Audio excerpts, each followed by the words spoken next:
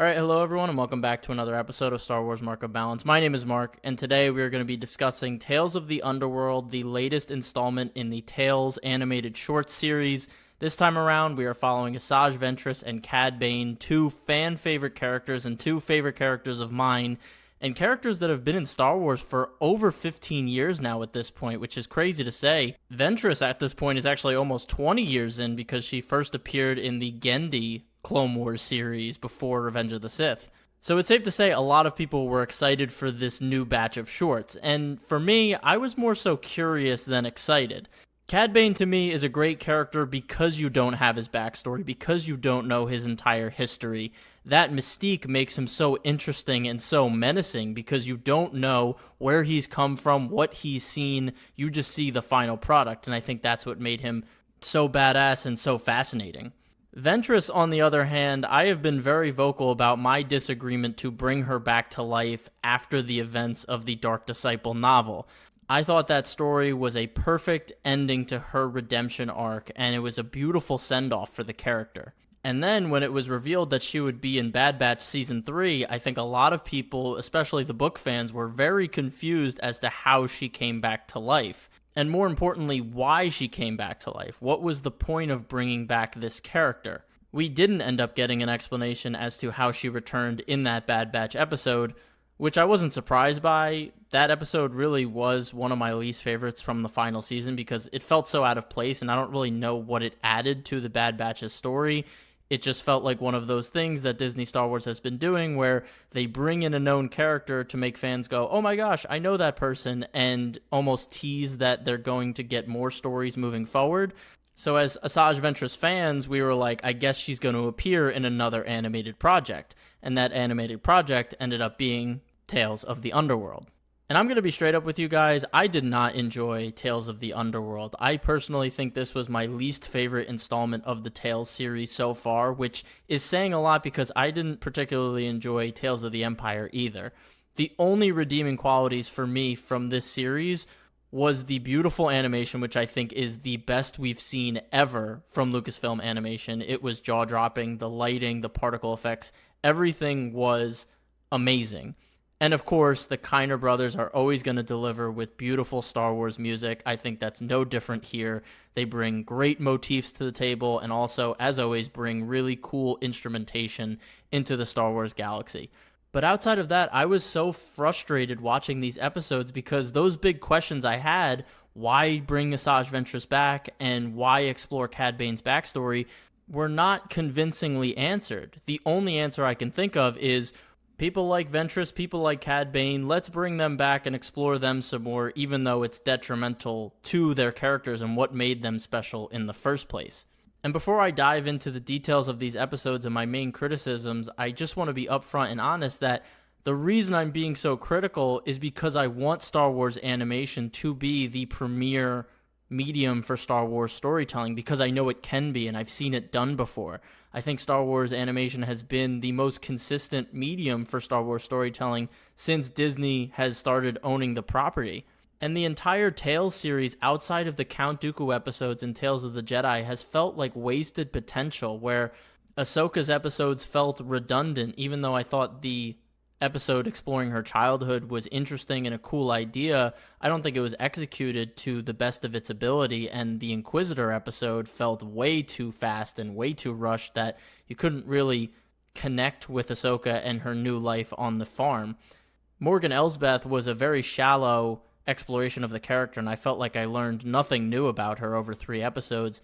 And the Barriss arc was interesting from a broad stance. The redemption arc was really cool. But again, I don't think there was enough time to really explore those beats, and it just felt really compressed and really jarring from her going from a Inquisitor recruit to being against the Inquisitorius in the second episode to then being a sage-like Jedi in the last episode. It was just all too quick. And now, Tales of the Underworld, I was hoping that they would step up their game, but again, I feel disappointed coming away from it.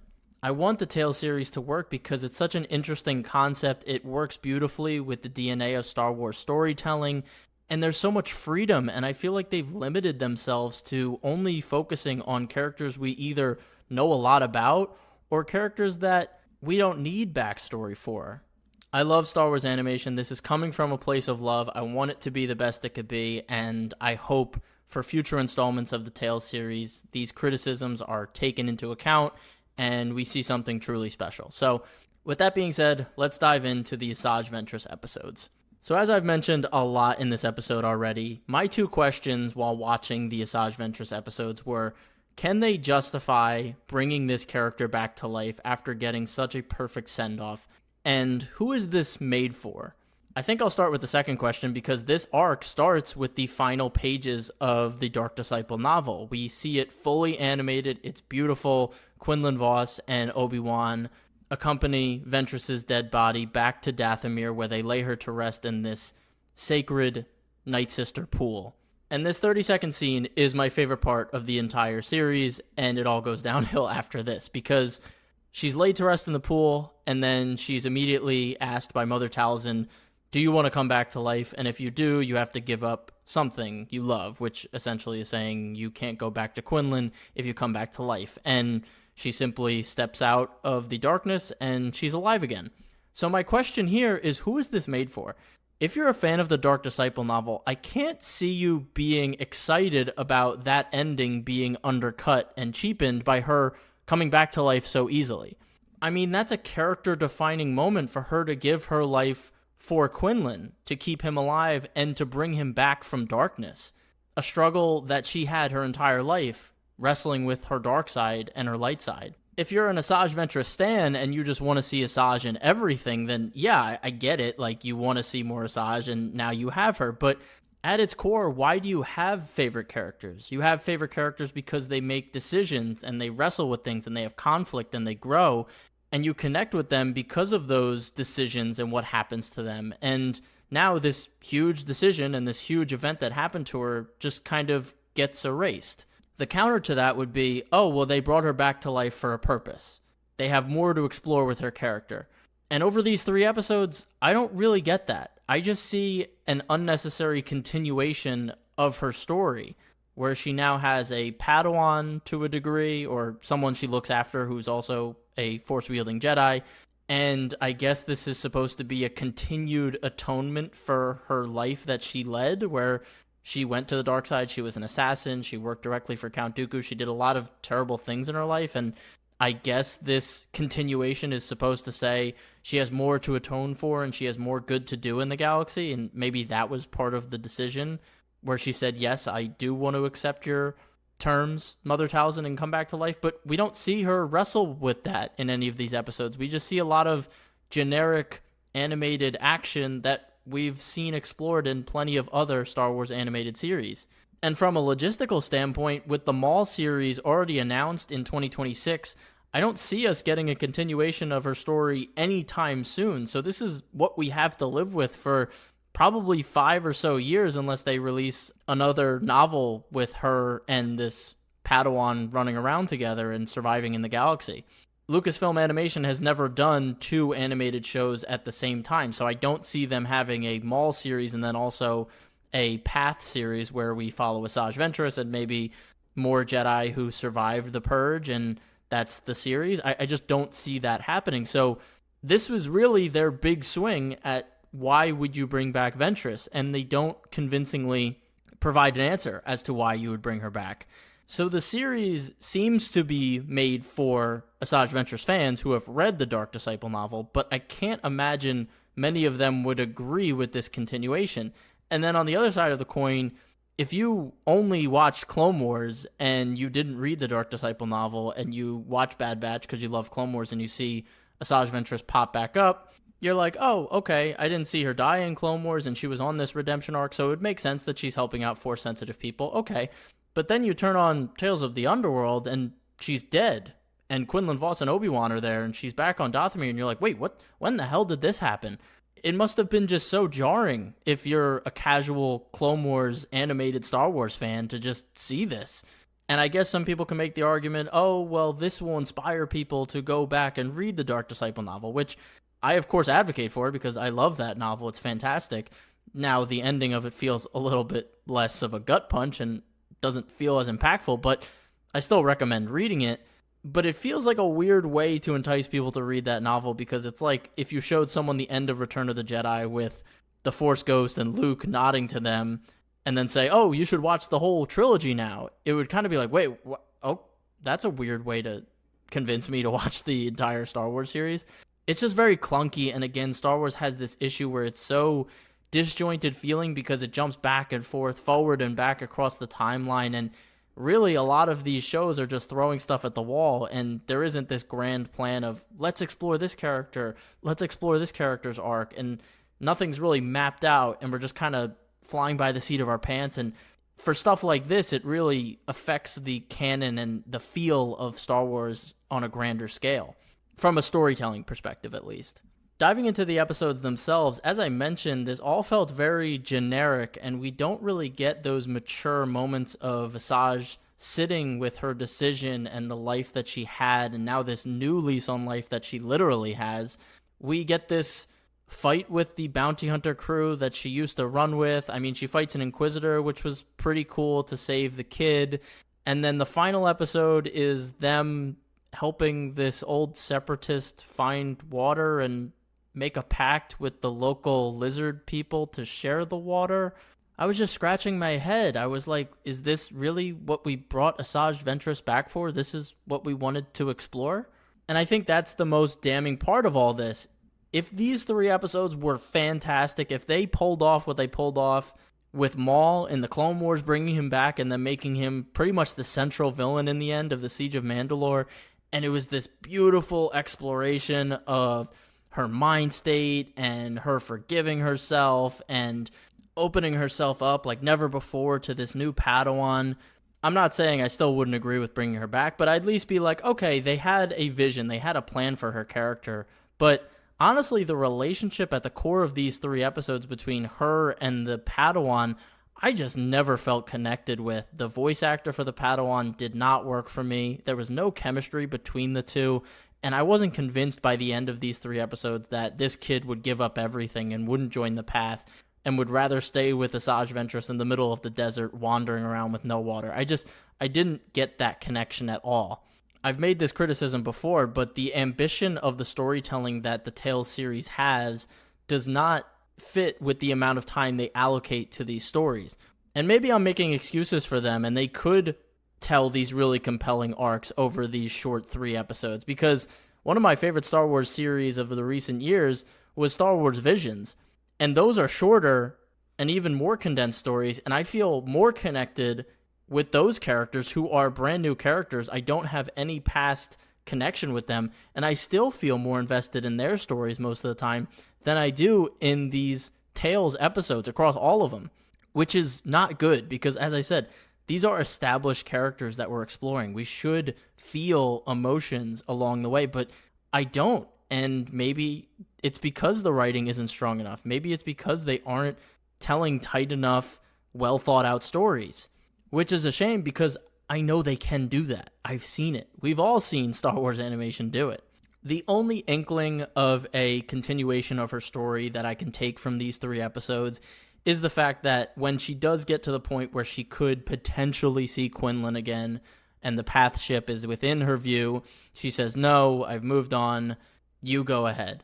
And I guess you can interpret that as her moving on and learning to love herself and not needing someone else's love for approval or something along those lines. But again, we don't know the terms of the contract she had with Mother Talzin. We don't know if that would actually make her disintegrate if she did make contact with Quinlan Vos. We don't know. Again, it's super ambiguous and not in a good way. So those are my final thoughts on the Assajj Ventress arc. We never get a justification as to why you would bring her back. It just feels like they brought her back to say, look, a character you love, doesn't matter what she's went through, what her character arc was, what beautiful ending she had. You want to see more Ventress, here she is, and she's alive again, and we don't know when we're going to see her again, maybe in a book, maybe in a future series. But as of right now, she's just riding off into the sunset with a new Padawan, and that's now the end of her story. That's the new end of her story. It's optimistic, but I don't think it's as beautiful, and I think the other one was more optimistic, to be completely honest, in a weird way. Now, moving on to Cad Bane, I don't have much to say about this. This will be a very short section compared to the Assajj Ventress section, which I was clearly very passionate about. But this arc is much less offensive. It really falls into the best friends turned enemies trope, so it doesn't bring that much new to the table. One turns into the police chief and one becomes a famous bounty hunter. They both grew up on the streets together, they both scrounged for food together, and one event sent them in two opposite directions. Again, there's nothing bad about this. It's just very by the books. I think the trailer shows way too much. I think you pretty much know the entire story by the time you sit down to watch the series, if you did watch the trailer. And the structure of this arc is very weird. Obviously, the first episode is the childhood of Cad Bane and his friend, and then how they get separated. And then the next two episodes are just Cad Bane coming back to get his revenge, and then he fails one time and then goes to prison, and then he's like, I'm coming back again. And it just felt like a weird structure for this story. There's also a love interest for Cad Bane. It's implied that he has a son with this girl who ends up with his best friend, who is now the police chief. Again, this is a very tired story trope of best friends loving the same woman and her having to choose, or at least one of their actions forces her to choose the other.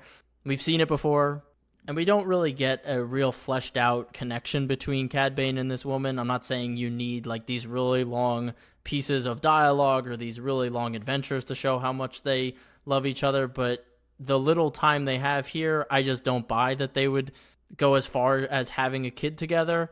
And speaking of the kid, I just don't know what this adds to Cad Bane's character. The fact that he does know he has a son out there and he still walks away, is the implication that he had love once and she betrayed him and now he's solo. He's going to be a lone gunslinger for the rest of his life because he was betrayed and he doesn't need anyone in his life, even to the point where he would abandon his own son and kill his best friend.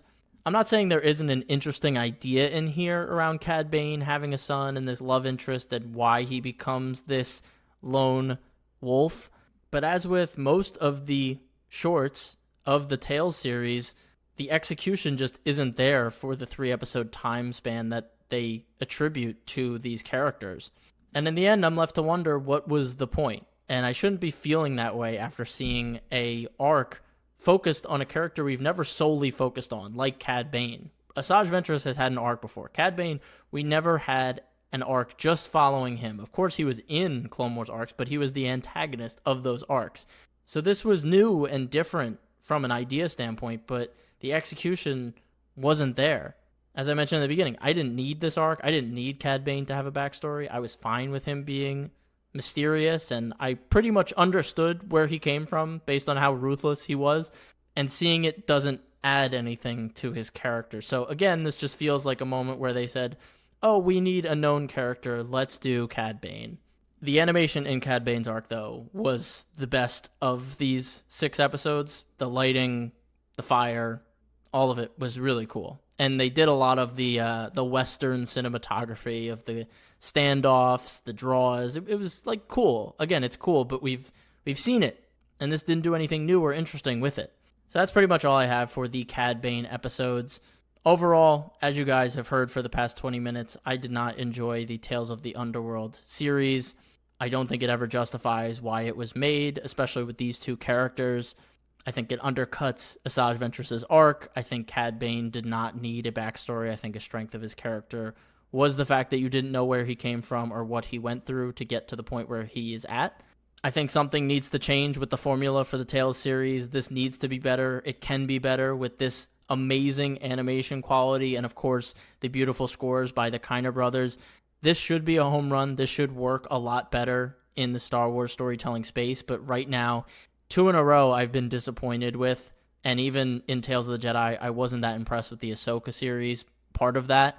So I'd like to see them switch it up a lot moving forward. I hope this criticism is taken with love, because it's coming from a place of love.